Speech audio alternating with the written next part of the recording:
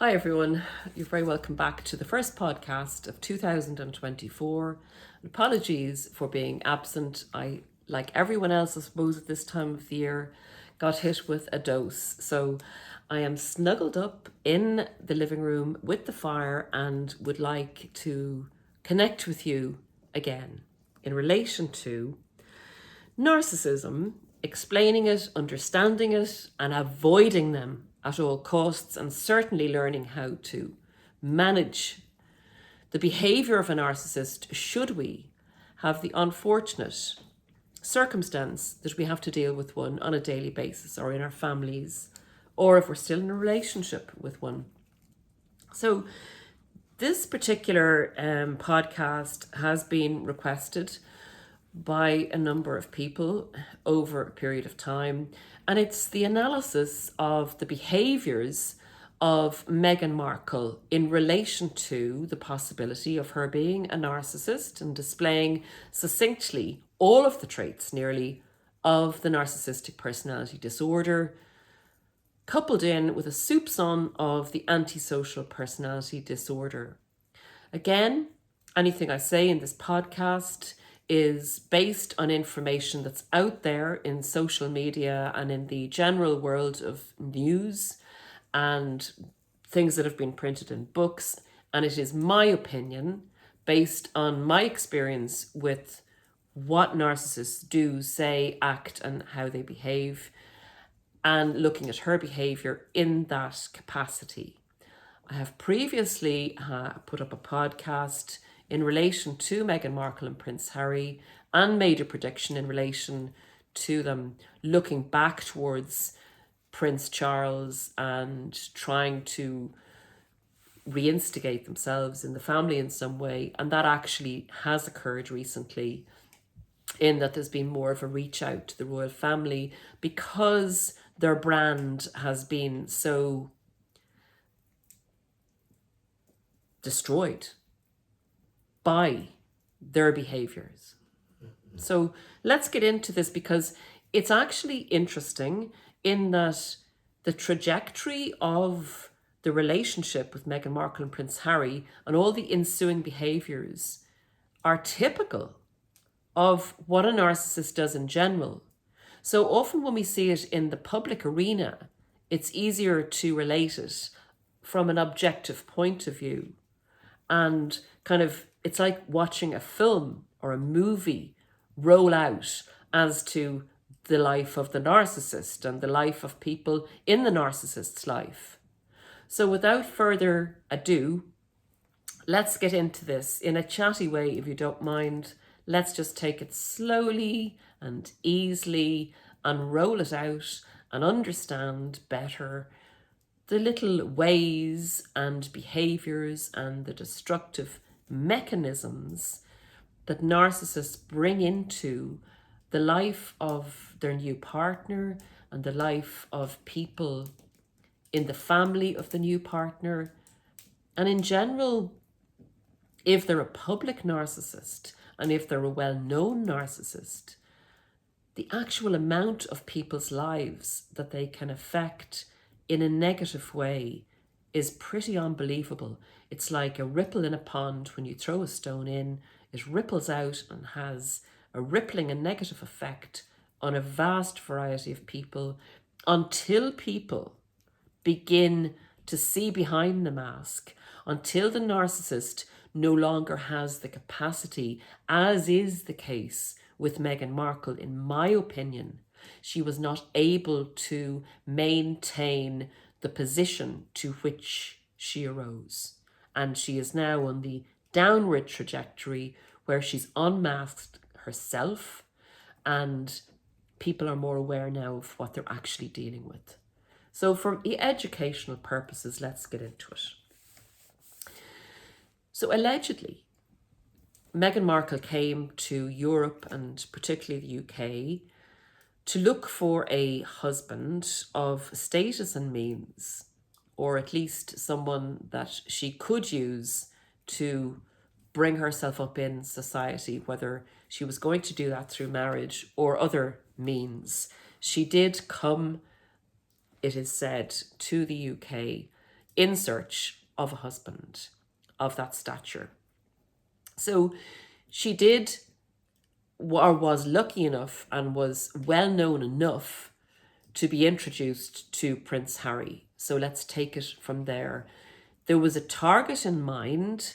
She actually came to the destination where there would be various targets that would be suitable for her purposes, and she did the background checks on the various targets that she was targeting at the time, and she used influential people by getting introductions to bring her closer to climbing the social ladder. And this is, on one point I would make this point, that she markets herself as a true feminist and is all for women empowerment. I don't consider this a feminist women empowerment move to marry and use a man to climb the ladder. That's a personal opinion. So she found her target and was lucky enough to get an introduction to Prince Harry. But the approach she took to Prince Harry was actually different in some ways to what a normal narcissist would do in a normal situation. She literally flipped the approach on its head, and I found that very interesting because it is an approach used by narcissists in general terms when they come across somebody who is more famous than them or of a higher status than them. Normally a narcissist will meet a normal person and will do a love bomb on them by bigging them up, by saying they're very unusual, by saying the person is very unique, and by elevating that person in status to make the person feel good about themselves. In a situation that Megan Markle found herself in, where the person was very well known and was of higher status, she turned that on its head by pretending that she'd never heard of Prince Harry or the royal family, even though it was proven later on that she'd idolized Princess Diana as a child, etc. She effectively approached Prince Harry uniquely, in that nobody else or not many other people in his lifetime would have ever not known him. So that would have intrigued him from the start, really intrigued him. And it may have even helped him to feel free, to feel that, gosh, he could have a real relationship with this person because she liked him for himself and not for who he was. In effect, it was a way of hooking his interest, making him feel that she was a genuine candidate and that she saw him for what he was and not who he was, which is the exact opposite of the truth. And it put him in a lower status because she would have gone on about the fact, and he probably knew, that she was in suits and that she was an actress. So it effectively raised her to the higher status, or gave the illusion that she was the important one in the relationship. And Harry bought into that. Harry bought into that from the very get-go and was intrigued and attracted by her with that initial hook, in my opinion. Plus whatever else was provided in terms of, I would imagine, physical attraction and pleasure. So that's the targeting, the approach, and the hooks. Narcissists are opportunistic, manipulative, and size up the best strategy to hooking the enemy, because targets of a narcissist are their enemy, because all they're going to do to the target is suck them dry, take from them, and eventually leave them in a rubbish heap and either seek to destroy them or discard them and forget about them. Number 4 is the behaviors that I've observed from the TV, etc., and from the news, the mainstream news, is she then became enmeshed in the family. She got married to Prince Harry, etc., developed relationships within the family, got to know the family's ways, got to know the individuals in the family, would have used that phase, as all narcissists do, to gather as much information and intel as was possible. And I have no doubt that Meghan Markle was sizing up the opportunities that the royal family presented to her from a narcissistic viewpoint. And those opportunities would be fame, status, property, money, all the things that she could gain. Literally, that marriage into that institution afforded her a full coffer of narcissistic supply that could have kept her well coffered up and in very good terms for the whole of her life. Had she been able to, or had the ability or the intellect, excuse me, and not had the limitations of her narcissism, which have effectively destroyed the opportunities which were presented to her. And this is the collateral damage that a lot of narcissists that aren't able to cope with, or even in everyday life, have it all, make it all, meet the most brilliant people, have the most brilliant situations and mess them up. It's because of the disordered personality and whatever else we have going on spiritually there, a narcissist is not able to sustain something that is good and wholesome and should be beneficial, fruitful to all concerned. They cannot live in an environment that is going to provide well for them if they feel they cannot control it and decide how that is to look and appear. Bringing us to number 5, Meghan Markle sought to control her environment. She actually was delusional enough to think, with her narcissism, that she could go into an age-old institution, like the firm, like the royal family, with hundreds of years of tradition and ways of doing things because they worked, and seek to change that and to become in charge of that. By Maria saying that she would like to modernize the royal family and do this and do that, it went way beyond the scope of reality. Her thinking that because she'd married into the royal family, that she could then overtake it, impose herself and all her ideas all at once on all the people there. And that's then when she felt that she was being controlled rather than being in control of the situation to this point that she'd managed to control by convincing Prince Harry to marry her. And Prince Harry happily, absolutely bowled over, in love, wanting to marry her, as she worked on his vulnerabilities in relation to his mother, his resentment and jealousies. She literally worked on his darker sides, his unresolved issues, his unresolved pain, and she kept pressing those wounds and those sores and made trouble within his familial relationships all the time, while being in the situation and in the the target's family, was beginning to work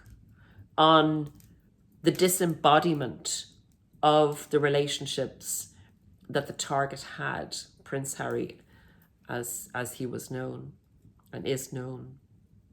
So the isolation of Prince Harry would have started once Meghan Markle felt that she was not maintaining or progressing with the control that she had had by actually marrying into the royal family. The next step was to be taking over and to be changing things and having things done the way she wanted and not the way the community or the firm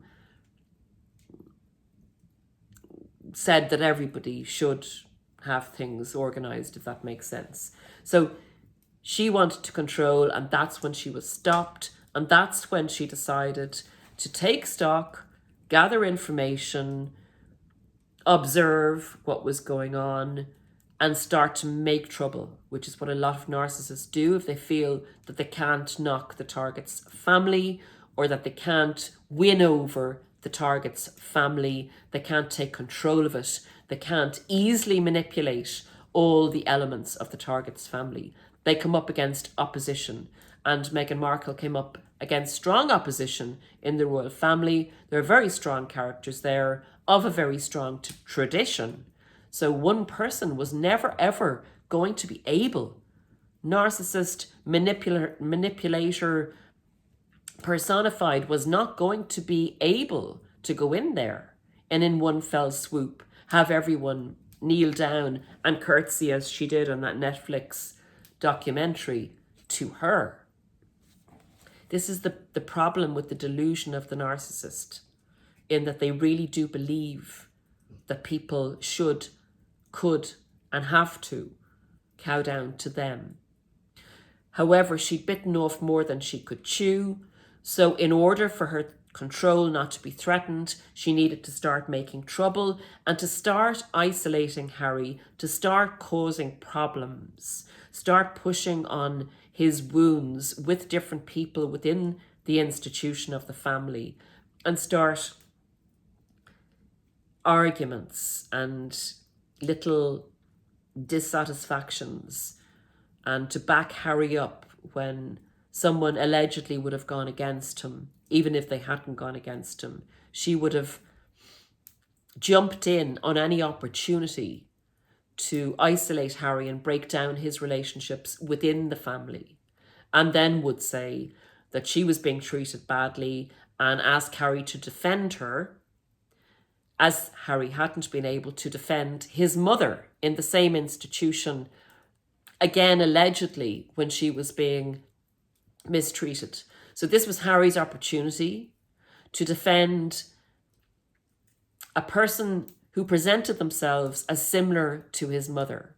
That was another hook that Meghan Markle would have used to get in with Prince Harry, in that she believed in all these worthy, notable causes that Diana would have believed in, and then she turned it around to become nearly the re-embodiment of Diana by saying the royal family were persecuting her and they were jealous of her, etc. It's poisonous, guys. It's poisonous. It's awful. It's a terrible, although Prince Harry has displayed his darkest side in the last few years, it's a terrible manipulation of a vulnerable and not competent enough adult to see what was actually going on, as a lot of people, a lot of us, weren't able to see when it was happening to us. So the internal, as I would call it, isolation was going on at that stage as the relationships were being broken down, and Harry was being convinced that his wife, Meghan Markle, was being persecuted, as was Princess Diana. And at that stage, she convinced him that they should leave the royal family, that he was entitled to a life of his own, that he was being abused by the royal family, etc., and that they should leave. And we all are very familiar, I'm sure, with the couple's exit from the royal family. I believe it was 2018, but you can correct me on that if you wish. They left and went abroad to Canada, and they stepped down as working royals. What then ensued was a display of the hypocrisy of the narcissist. And that has ensued for the last few years. And I'll just get into that before we get into the smear campaign and the final stages of really typical displays of narcissists' actions in the overall trajectory of a relationship. The perfect examples, if you want to understand how a narcissist operates and how they bring about their own downfall. So they said, this couple, that they wanted peace for their family. They didn't want exposure. They felt that they were being exposed and exploited by the British royal family and the press, and that that's not the life that they wanted. They wanted to lead their lives in a peaceful, private way. Well, obviously, they did the exact opposite of that, as we have displayed a year or two later in South Park's infamous display of the couple in their world privacy tour. The couple went on to promote themselves in the public arena for money, basically for money, fame, and notoriety. Everything that they said they didn't want, they did, which is where a narcissist's actions do not match their words. And that's another great diagnostic tool for deciding if somebody is possibly a narcissist. Looking at their actions. Their words will mesmerize you with their true intentions, their wonderful nobility, the creation of an illusion. And then you look and see they've done the exact opposite. And just on that note, the exact opposite of the feminist movement is to marry a man and make on that man your career, wholly and solely, to utilize, capitalize, and manipulate the situation to work for you because you've married a man. The other part of the hypocrisy is they go around telling people how they should live, how they should protect the planet, while at the same time doing the exact opposite themselves by their private jetting, their mansions with 16 bathrooms, etc., etc. The examples go on and on and on. It's okay for them, but it's not okay for the little people. The little people have to be told by them, because they're entitled, they know it all, and they're superior. They don't have to do as they say, but you do. It's another typical behavior pattern of a narcissist. The next thing you would have would be Megan Markle, and listening to her speeches and listening to what she says is intriguing for the first one or two speeches. They all consist of word salads. They are all about her, what she does, and that you should do what she does and what she says. And she visited this and she visited that. And they're word salads about nothing. They might have one or two key statements like environment, empowerment, those kind of big words, generalized words will come into all of her speeches. And they're all actually about nothing. If you really listen to them and say, well, what was that about? What were the facts? What was she trying to say? It'll all be about herself. Guys, the next thing I would like to bring up would be the smear campaign, because a lot of you might say, well, Paula, she hasn't discarded Prince Harry as yet. There seems to have been a bit of friction, but why are you talking about the smear campaign when in this particular relationship the discard hasn't happened? The smear campaign has been activated, but not against the intimate partner in this particular circumstance. Meghan Markle has smear campaigned her own family and has assisted Prince Harry in smear campaigning his family. There are a huge number of reasons that this smear campaign has been so public and has been so ongoing and has been so dogmatic on her part. I'll just give you a few of the reasons at this point because it would literally take another podcast. One is that by isolating Prince Harry in a different country away from his family, the smear campaign assorts to isolate him further by breaking down his relationships from the royal family and also from his friends and also from himself.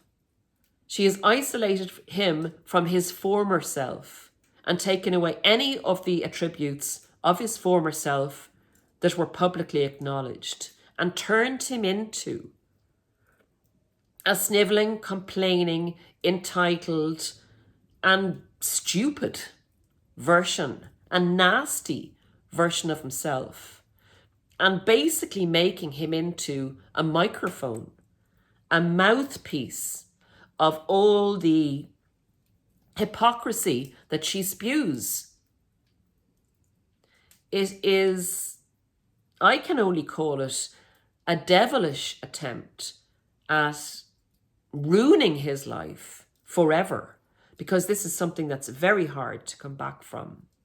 It's also, the smear campaign is also a vehicle for her anger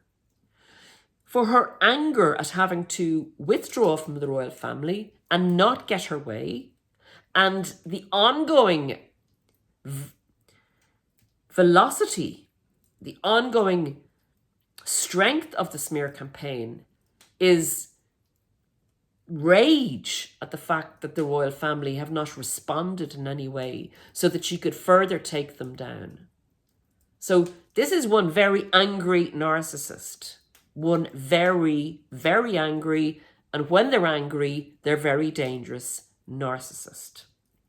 So that's the smear campaign. In effect, Harry has gotten a smear campaign prior to his discard. Because when he is discarded, and he will be discarded, he's already been smeared. Because he's literally put the loop around his neck and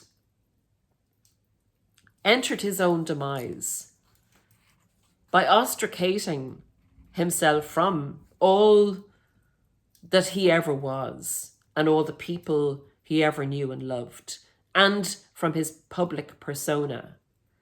To come back from that will be a huge task, and some would say insurmountable. Hopefully not. But it will be a day of reckoning. So he has had a smear campaign within the relationship.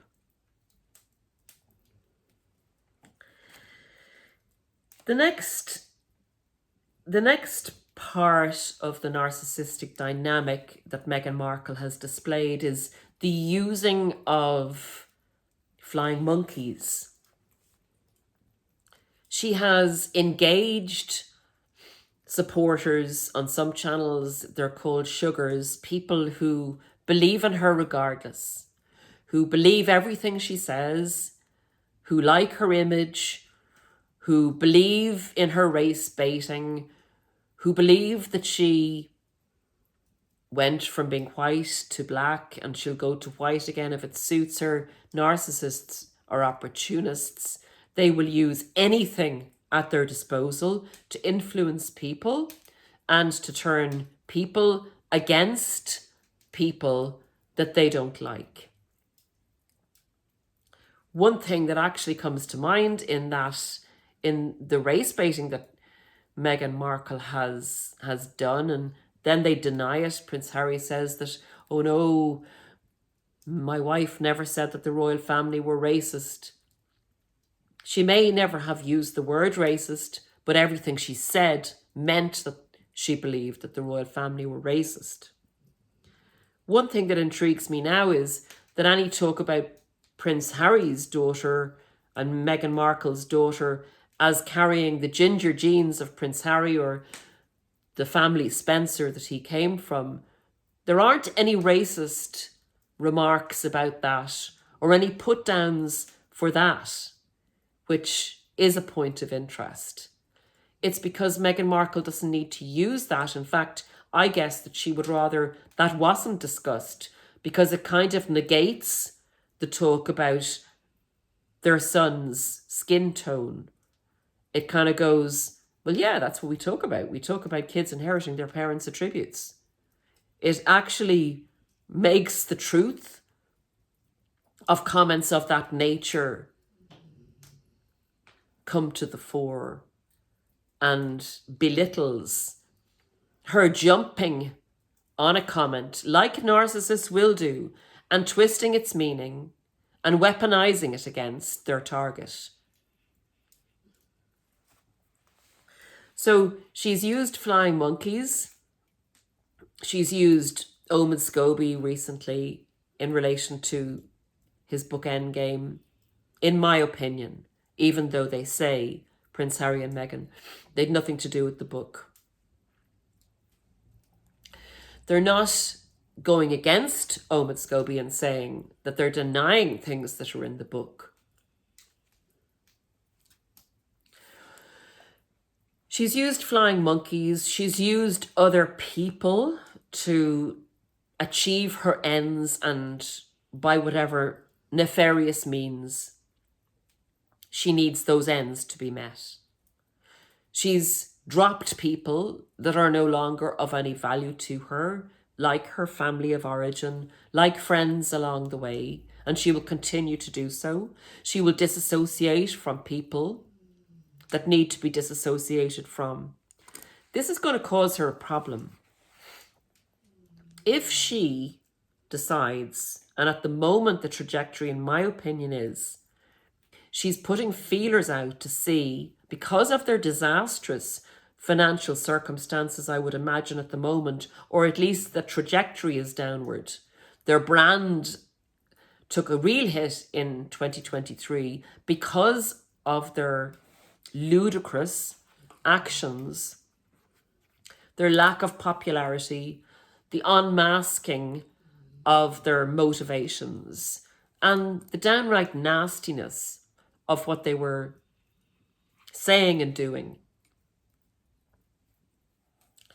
I believe that she will be pushing Prince Harry in some ways to make up with his family, to say it was all his fault. This is my opinion now, it's only an opinion. To say it was all his fault for the breakup of the family, and that his family are toxic and he's toxic and they need to resolve it, and they should be having more privileges, and trying to see or put out feelers as to how she could get back into the family to suck them dry again, probably in relation to the status, more kudos for their brand, make them look popular again, make their finances go up again. See, a narcissist is delusional. They believe anything is possible. Remember, guys, when narcissists come back to you after they've done the most heinous things and want to forget about it all and start again with you, that's, in my opinion, what's happening with Meghan Markle and the royal family. I believe that she is delusional enough to hold off on her book, if she thinks her book about the tell-all about the royal family, memoir of the little time that she spent with them and her lies and delusions, which have been proven in the last few years to be so.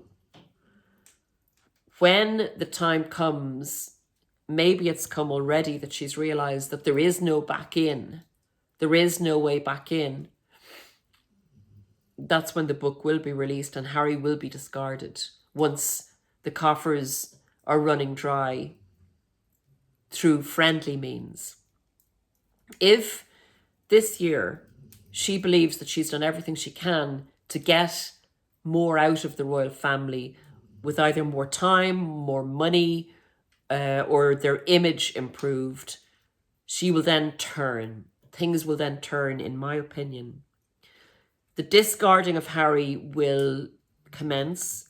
Lawyers will be brought in, because the only way at that stage of her, in her mind, to make money and to get all she's entitled to would be to divorce Harry, get a good divorce settlement, bring out the book, make money on the book, in her mind, and disassociate from Harry and the family, and rebrand herself as someone who should never have got involved with that toxic family. And she's all for women empowerment. Women don't need to stay with abusers or, you know, people that are taking drugs. This is what she will say, having got Harry to display himself as that type of person in the book. And again, I say abuser allegedly. This is what I think that she may say. It's just an opinion. So effectively, I believe at the moment she is hoovering by proxy, hoovering the royal family by proxy using Harry and probably other people. And that's why they're not going against Scobie. That's why they're not on with Scobie. They're staying clear of the whole Scobie stuff because she's caught herself, in my opinion, in a dilemma. Scobie did her a favour by getting that book Endgame out, and it was another lash and another smear campaign and another soothing of her wounds that the royal family wouldn't react to anything she was doing. So she has Scobie on side as a flying monkey. She doesn't want to go out against him and say they've nothing to do with it, because Scobie will come back against her, I would imagine, and may have more dirt to reveal on her. So she has to play this one wisely, which is not something she's done, but she is quite good at manipulating people. She doesn't want to come down in favour of the book because she's still hoovering the royal family, in my opinion. So she's leaving that for the moment. If the hoover with the royal family was successful, she would possibly then go against Scobie and say they had nothing to do with the book and that he conned information out of her or whatever, and disassociate from him. He would be dumped, proverbially dumped, if she was making inroads with the royal family. That, I think, is playing out at the moment, and she will make a decision as to who to run with. I think because the royal family, in my opinion, won't have her back or any association with her, she will maintain Scobie as a flying monkey going forward. The very last narcissistic behaviour that I think you will see from her is the discard of Harry and the capitalisation of the discard, as already discussed, in relation to divorce settlement, notoriety, the book to come, because that's the only way to stimulate. This narcissist is stimulated and driven by financial gain. That's a biggie for her. Materialism, how she looks, and financial gain. So at this point in time, she has managed, or they have managed, to snooker themselves in a very dire, unpopular situation. No one wants to touch them. Because of their nastiness, their whinging and their moaning, and the entitled lifestyle that they actually have, their hypocrisy, their smearing of both families while saying they believe in compassion and love. Hugging strangers and destroying families, their own families. Isolating their children from their uncles, aunts, cousins, and grandparents while believing in family values. Oh my God. The hypocrisy of it and the downright badness and evilness of it is beyond words. So the only choice she is left with are, I suppose, three. One, she finds somebody else, but she's not going to find somebody else, in my opinion, although she may be working on it. until she capitalizes on her current situation, given it's in the public arena. With money from deals not coming in, with their reputation at an all-time low, with their brand in the dumpster,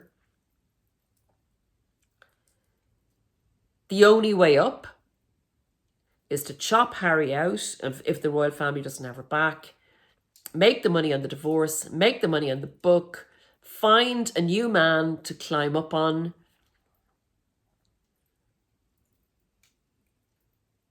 And you'll see the discard of Harry. And that's where we're at with that at the moment. And they're my predictions. And that's my analysis of a very public narcissist and the actions they've taken and why they've taken those actions throughout the very short term, really. It's only about 5 years, I think, relationship, intimate relationship. And so many things that have gone on in the background that we don't know about, we won't hear about, but will be typical of a narcissist. So with that being said, I think that's probably as conclusive as I can get with Megan Markle, and hopefully some of that will resonate. I know that these people are very public figures, but narcissists do the same thing all the time. They have the same behavior patterns, as you know. They love bomb, they devalue, they discard, and they hoover. And sometimes, as in this case, those things can be mixed up if the situation is as intricate as this one is. But there's always consequences to a narcissist's actions. And if a narcissist is this public, they're hugely exposed, because narcissists like to act under the radar. So all people don't know or don't see all the things that they do. So people can't become as aware as quickly as a narcissist being on display. And this is why prior to this, in communities, narcissists were exposed much quicker, because people were aware of their behavior patterns and they were aware that this person was a hypocrite, this person was a liar. Meghan Markle being in the public eye is like being in a small community of the world. People can see her and she's become exposed much quicker. She's had to dump so many more people in such a short space of time when her control is being threatened. And this is going to catch up on her, and this has caught up with her. And people will turn on her, and I'm very interested to see what Omid Scobie is going to do if the occasion arises that she needs to dump him. Don't think it will quite yet, because I don't believe the royal family will have her back in any way, shape or form. But she has dumped, for instance, a former acquaintance, work colleague, whatever you would like to call the relationship between herself and Piers Morgan. Look how that backfired. The more people a narcissist treats badly without looking at the far wider consequences, the more people come after the narcissist. And in a very visible situation, such as this in the public arena, the more obvious the problem is the narcissist and not all the people that are seeing the narcissist for who they are. So the narcissist is not able to maintain the illusion of who they are because they're being exposed by their own actions, by the reactions of other people towards their nastiness. And that is, in my opinion, why Meghan Markle and Prince Harry have had such a bad 2023, because the results of their actions have come back to bite them in the Thank you, guys. I hope that was of some help, and I will see you again shortly for a much shorter podcast. But I do hope you've enjoyed the afternoon spent together by the fire, recovering, and let's hope for a healthy remainder of the year. Godspeed, and I will see you again very shortly.